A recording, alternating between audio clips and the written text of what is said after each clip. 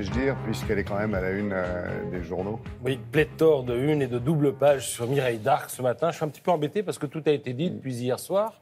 Donc j'ai lu, j'ai relu, Et j'ai depuis relu. hier matin, même heure, quand on a appris sa mort. Ouais, et j'ai trouvé quand même 2-3 petites choses qui m'avaient échappé.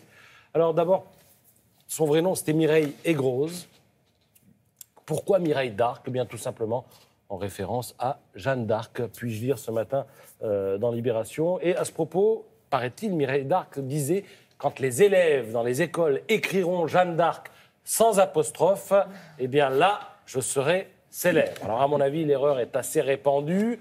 Je doute même que l'erreur Oui, mais elle soit était de commise, Toulon, alors voilà, on exagère, c'est pas Marseille. en hommage à Mireille d'Arc, mais en tout cas, elle était connue et aimée. Alors, ce qui est étonnant aussi avec Mireille d'Arc, c'est qu'elle était populaire alors qu'elle ne tournait plus. Elle ne tournait plus depuis 30 ans. Et si je vous dis quelle image vous gardez, si vous deviez garder une image, un objet, Mireille d'Arc, vous pensez à... La robe de Guy Laroche. Le dos. Évidemment, le dos et la robe qui l'entourait. Et alors, cette robe, il faut le savoir, c'est Mireille d'Arc qui a appelé Guy Laroche et qui lui a dit « Je joue une call girl dans le film et je veux marquer ce rôle. Je veux que ça reste dans les esprits. » Et donc, tout ça a été téléguidé, tout ça a été voulu. Et il a donc confectionné cette robe qui a fait la carrière, évidemment, que l'on sait.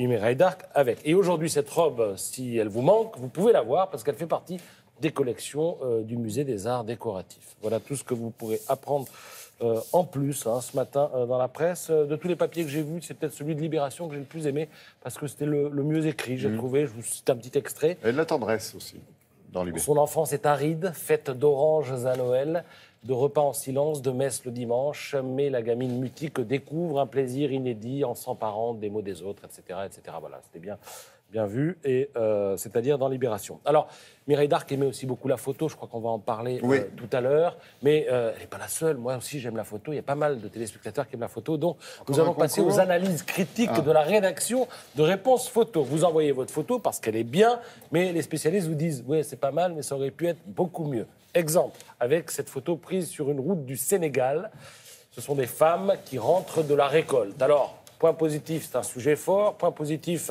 les femmes sont parfaitement alignées, enfin, les silhouettes sont parfaitement alignées, il n'y a pas une qui masque les autres. Il faut savoir que ce sont des femmes, déjà. En revanche, alors, la composition, problème, ça n'est pas structuré, c'est-à-dire que le premier plan de la photo est vide, il aurait fallu se mettre un petit peu plus sur la gauche pour mieux occuper l'espace ou alors mieux utiliser la perspective de la route. Et puis alors, mais regardez bien, il faut vraiment s'approcher pour voir. Au-dessus de la femme qui est à droite, vous voyez, noyé dans la brume, vous percevez, vous captez un pylône électrique. Et alors là, ça pose un problème, parce que le pylône, ou il est là, ou il n'est pas là. Donc, ou vous le cachez, ou alors vous attendez que la brume soit levée et vous en faites un personnage à part entière de la photo. Voilà. Donc, les éléments... Deuxième exemple, avec cette photo, vous voyez 2 enfants et leur mère dans un bus. Alors là, le photographe a quasiment tout faux. C'est-à-dire que le reflet de la main courante oblitère le regard. Alors, ça évite les histoires de droit à l'image, mais c'est quand même un petit peu dommage. Il y a une ombre à droite qui lacère le visage de la mère. Et au final, il y a de tous les regards un seul œil qui est visible. Et en plus, il est fermé. Donc, le seul avantage de cette photo, si on veut vraiment la garder, si on y tient, c'est de la recadrer en utilisant le triangle composé de l'ombre à droite et de la main courante à gauche. Voilà, il faut couper un peu tout ce qui est sur la gauche de la photo. Merci Patrice, vous avez parlé.